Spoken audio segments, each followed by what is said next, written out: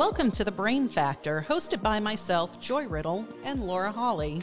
We're a part of Meridian Behavioral Health Care, where we believe that wellness is within everyone's reach. This podcast is a conversation about what research-based protective factors look like in real life. Our hope is that you'll walk away with something that you can use in your own life and have had some fun with us along the way. So let's get started. Welcome to The Brain Factor. I'm Joy, and today Laura and I are going to be talking about goal setting. You know, it's December now, and a lot of things are going on, and there's going to be a lot of us thinking, oh, what are my resolutions going to be like? And thinking, new year, new you. So what's that going to look like? Okay, well, first, I don't like New Year, New You. So I'll say that right off the bat, right? Because I think the old you is just fine, and you just need to love her better, right?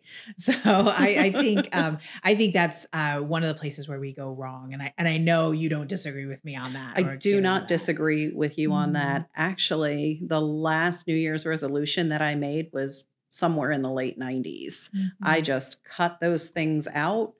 And the last resolution that I made is the most effective one that I ever made, because I had this pattern of setting all these things up and setting myself up for failure, making all these resolutions every year, and they're not realistic, and you're going to change the whole world and your whole self. But in the late 90s, sometimes I said, you know what, this is my New Year's resolution. I am never making a resolution again.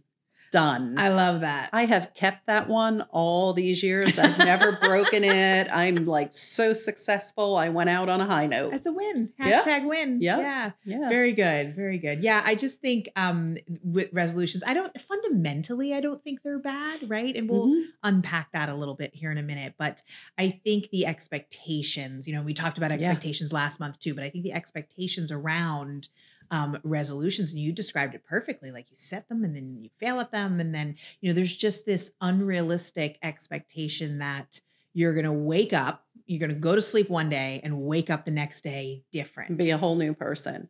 Yeah. And I'm good with resolutions on their face as well. I'm not good with the New Year's resolution.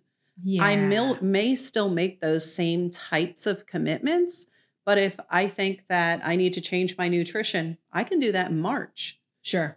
Or November. And even I don't need to like, wait for this is the year arbitrary date. Yeah. Sure. Yep. Yeah. No, I agree with you, making that sort of time bound, because and it's a fine line, because if you're truly authentically choosing that, I think there's more power in that. But the problem with January 1st as the start date, right, is that was chosen for us. Right. That's just this whole like, well, it's New Year's and it's New Year's resolution. It's the first day of the year, and that's when it's going to start. You know what they say, the most popular day to start a diet on, right, is Monday.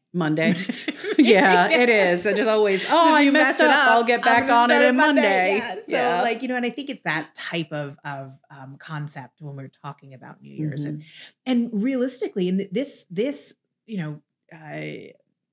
references a little bit what we talked about last month, but you're coming off of a period of time where, it's been chaos, and, maybe our self-care and our nutrition and our fitness and all of that stuff, our routines have been disrupted at a bare minimum, right? A bare minimum. And now all of a sudden there's just this, like, somebody flicked a light switch, and we've been up since past midnight the night before. Yeah. The ball dropped, all of a sudden I'm going to be a whole new person. My best self 5 hours later. Like, that's not real, right? So I do think that's an issue, and even just fundamentally, the whole idea that you have to be different, right? People will ask, still as a society, we get asked like, well, what's your New Year's resolution? What are you going to do this year? As though we're, bound by our accomplishments and defined by our accomplishments, and you are enough just as you are. Yeah. And whether you accomplish something or not, that doesn't have to do with your enoughness. And I think that's a very important message to send. But then the other side of that coin, right, is how do we, this is a new leaf, this is a new beginning, right? And sometimes those are natural starting points. Yeah. So how do we take advantage of that, if it's what we want to do, in a way that isn't toxic, for lack of a better word, right? Yeah. What does that look like? You kind of touched on that a little when you said, like, I can do that in March. Well, I can do that anytime. So if I want to make plans to change my career or anything like that, I can do that at any time of the year.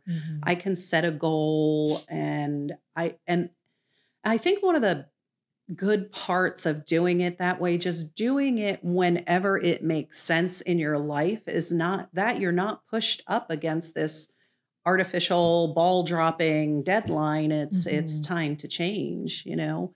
Um, and I think that we're also, as a society, we're really accepting of the fact that we're going to fail at that resolution because, you know, that's just how that shakes out. Yeah. Yeah, and at other times we're not thinking, "Oh, how far am I gonna get before I fail?" Because it's really important, I think, to think about the fact that everything's a journey, none of it's a destination. Yeah. So how can it doesn't have a start, you know, like that and a stop. Well, and I think one of the things I'm reminded of, right, which I think would be a neat concept to apply here. You know, I work in prevention, right, Mhm. and you know, and a lot of stuff is grant funded in the Yeah. worlds that you know that you just came out of, in the world that I live in, and there's concepts that are very common in that world of building capacity and planning. Right. Mhm. So, you know, you get something and it's for a 12-month period, right? That first Yeah. quarter might be planning and Mhm. building capacity, right? But we don't do the same thing in our personal lives, right? We just say that for day one, I'm going to be action, let's Yes. go, right? And Yes. we're gonna take steps and we're gonna be Yes. doing things, right? And Yes. we leave out that whole building capacity and planning Mhm. part. Yeah. And I think that might be a neat approach that I hadn't thought of before. That if we say like, you know, there's a little self reflection at the end of the year around this time, like, what do I want next year to look like for me? What's the next step for my life? What are some things I might want to, you know, what's that next journey, right? And then we get an idea of what it looks like, and then you know, January, the holidays Yeah. pass, it's a new year. Now let's start planning for that. Let's start looking at that. Yeah. And maybe action comes later, right? Mhm. But this is the year I'm going to look at that. Yeah. And what does that look? You know, what I does that look like? started, made me think of it. I started working with like a nutrition coach some time ago. And it was funny. I first started with her and she's like, okay, for the first 2 weeks, I just want you to increase the amount of water you drink. I'm like, You're like, I'm paying you for what this. is wrong with you? You know, she's like, no, that's all I want you to do for the first 2 weeks. Mhm. Just drink more water. I'm like, but I did this and da da da and this and that and the I want other my thing. whole meal She's plan. like, yes, I want everything. I want to know it all right now. And she's like, I'm going to give you some good advice. So at the time I was a senior vice president. Mhm. And she's like, you're a senior vice president. You want everything to happen all at one time, all the time. But your body and your life is not like that. Ooh, I'm like, okay, I don't like you anymore, but I really like you. yeah. So it was a really interesting approach. She's like, we've got a lot of time. That's what happens. People try to change everything at one time, and you Yeah. just set yourself up for failure. And that's the thing. I think when you do that, it's Mhm. clearly not going to go according to plan, right? Or Mhm. be the perfect image you have in your head. And then I think that lends itself to people quitting, right? There's this sort of Absolutely. all or nothing approach Yes. with our goals Yeah. sometimes, particularly when they're associated with New Year's and New Year's Mhm. resolutions, where it's like everything's going to be perfect starting on the Yes. first, and this is what we're going to do, Because and it's we're a not going to magical falter. time. Yeah, we're not going to falter. It's, you know, magic pixie dust. And then the moment there's a problem, we quit, we fall apart, we say Yeah. that didn't work, Yep. right? It didn't work. I failed. Whereas we just need to. Mhm. So there's, you know, if you keep your mindset on focused on your goals, there's a natural like pattern of motivation and it Mhm. waxes and wanes. And when we start something new, we're all gung ho, we're in it, we're motivated, but that Mhm. quickly goes away. So you have to have some discipline Yeah. to carry you through those times, and the motivation will come back. You know, just think about Mhm. your life with things you're like, I'm going, then you're like, oh no, no, no, and then you're going and going and going again. And when that happens, Just you being hear, prepared. yeah, you Mhm. hear people constantly say, I'm so glad I stuck with it. Yeah. Right. Right. And so that's always a positive. The motivation does return. We see evidence of that. Yeah. It's a positive to stick with that. But I think like you're saying, being prepared for that, like planning for that, know that going in, know Yes. what trying to make change actually looks like. Yeah. Planning for the fact that there are going to be days when you don't want it the same way you want it right now, right? Right. That there's going to be days when you feel like a failure, that there's going to be obstacles that are going to either real or perceived be in your way of reaching those goals, right? And give some thought in that planning and building capacity phase. What could those potential obstacles be, and how might I work around them when and if they do show up? Yeah. Right. Just because if I follow the research, probably about 2 weeks in, my motivation is gonna dip. done. It's Done. not It's new and over. exciting anymore. So at that I'm over point, it. I have to be prepared Yeah. with some discipline and some strategies to get me through that period of time. Yep. No, I think that that's absolutely valid. We've got a plan for obstacles, but also I think, like, how do we define success on any goal That's is a good point. huge and overlooked step for a lot of people. 100% perfection.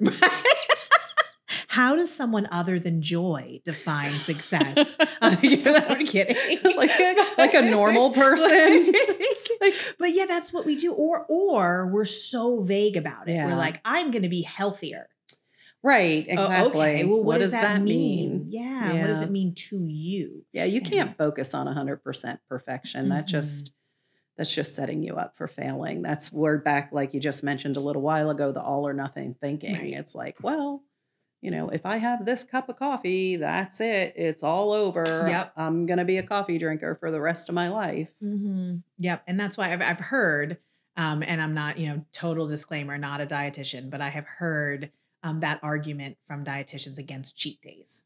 Yes. Right. That yeah. like, it's not, it's not this negative connotation, like cheat, like I'm doing something No. wrong. Right. Yeah. There's just an overall big picture of, are you increasing your health and Yeah. positive nutrition and wellness, and you look back on that, and that's going to have some moments that are better than others. Yeah. And I've looked at a type of program recently, and they call those boost days. Oh, nice. Yeah. So you're changes the boosting whole your, meaning. yeah, exactly. It's boosting your metabolism. It's boosting, your carb levels or whatever it is. I'm no longer doing something bad. I'm not doing anything bad. It's a boost day. This is awesome. Yeah. Let's party up and then get back right, on track the next day, because you're off that boost day after that happens. Yeah. It's just a different goal for the day. Just giving me a motivational boost, a nutrition boost, whatever it is. Well, and we've talked a lot in different contexts than this, Yeah. but we've talked a lot about language and how language is so important in what we say and how we communicate and the word choices we use and how they can sort of sway a situation or an emotion or a feeling or reaction. And I think when we're talking about our goals or nutrition or any of that, that word choice, is it a negative connotation? Is it a positive connotation? That's important here as well. Yeah. Well, because a cheat day makes me feel guilty, but a boost day, like I'm fun. accomplishing something. Yes, I have boosted. It. Yes, I have boosted. Like, great. So I think that's cool. I like that. But I think defining success, no matter what that looks like, is a critical overlooked step where we want to say, like, what is success?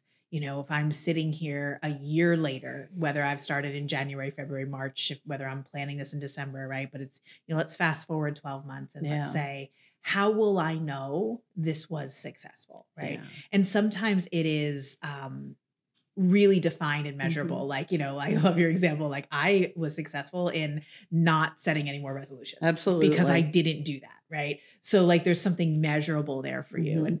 And I know I'm going to say something that goes against everything you've ever heard about goal setting, because I know it's supposed to be measurable. That's like, goal setting 101. But I think when it comes to things that are typically New Year's resolutions, measurability can be a little looser. I don't want to say it's absent, but if it's like, it can be in terms of more or less than where I am now, right? I want to have made progress in this particular area. And that area might be a measurable area, but we don't necessarily, when it's personal goals, have to put numerical values on it, right? The same way we would for like an academic goal or a professional goal or something like that, right? Yeah. We're not trying but I have to have something in my mind about what that looks like. Right. Yeah. Right. So like, my daughter's an actor, right? And so one of the things, it wasn't necessarily a New Year's resolution, but one of the things she looked at for 2020 was, I want to increase my callback percentage. callback is you go to an audition, and if they, the next step, they pare it down and they call some people back. And she wanted to increase her callback percentage, right? But she didn't say by like 20% or I want 50%, because there's so many variables that go into that line of work, right? And so she's nearing the end of the year. Here we are, and she's looking at it, and she did.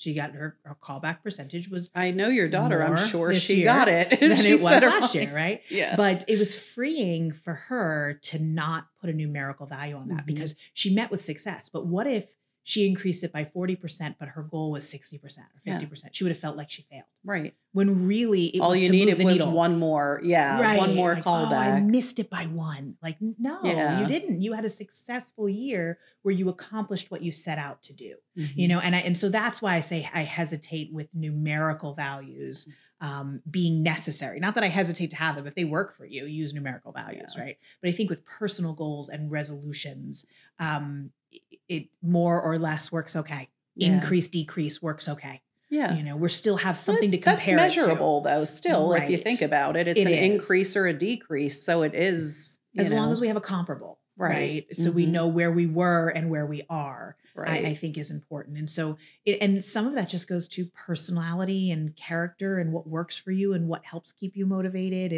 Is following the numbers going to freak you out? And make you feel like a failure, right? Yeah. Is it freeing to just have it be more or less increase, decrease?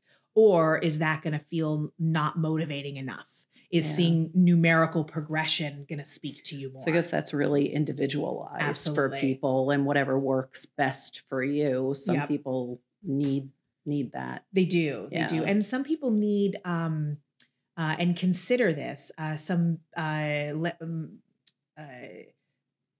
points along the way, points of success along the way. How will I know I am on the right track, right? Yeah. And that's where I'm a fan of the 30, 60, 90, right? Really looking at, so if I want this overarching long-term goal, 1 year, I want to be in a, new position, increase of this, right? Then in 30 days, how will I know I'm headed there? Yeah. In 60 days, what do I need to do in the next 60 days that I feel like will position me to do that? In the next 90 days, what do I need to, and then well, it sounds to me like you're doing goal setting in a very friendly way. Yeah.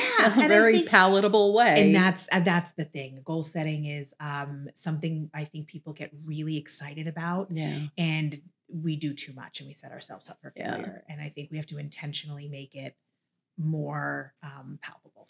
I guess maybe I do that a little because sometimes what I do is, I'm very digital for work and everything else, but I have a regular planner at home for personal things and stuff like that.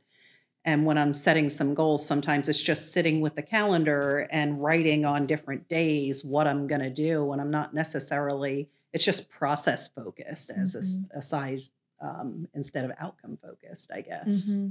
Absolutely. And I do think that along the way process can give us an indicator of what our outcomes are going to be.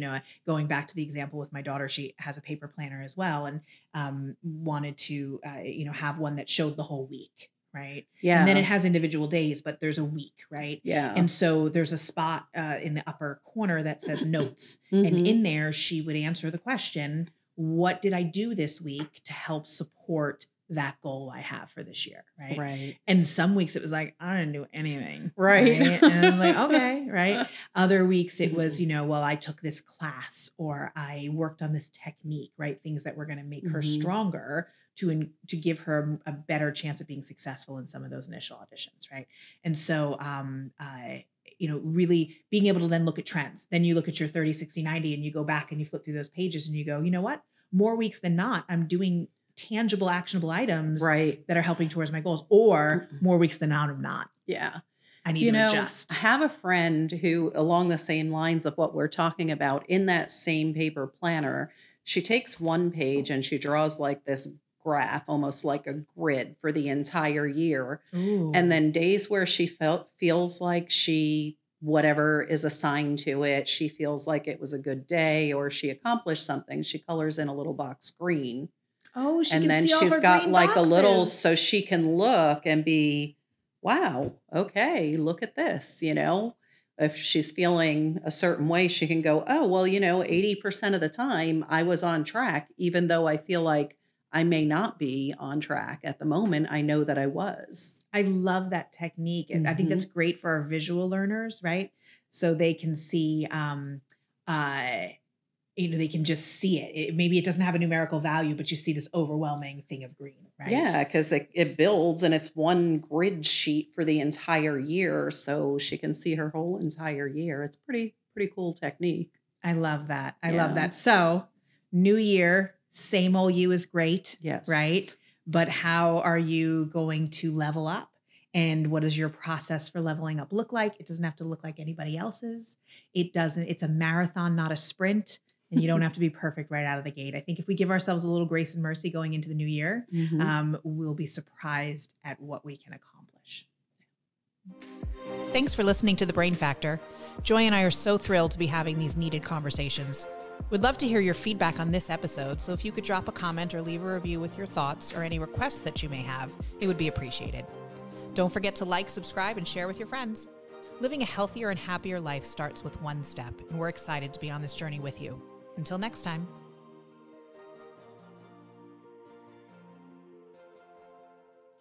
Thank you for joining us on today's episode of The Brain Factor. For more information on goal setting, visit positivepsychology.com/goal setting. Have a healthy, happy new year. We look forward to seeing you next time when we discuss National Fun at Work Month in January.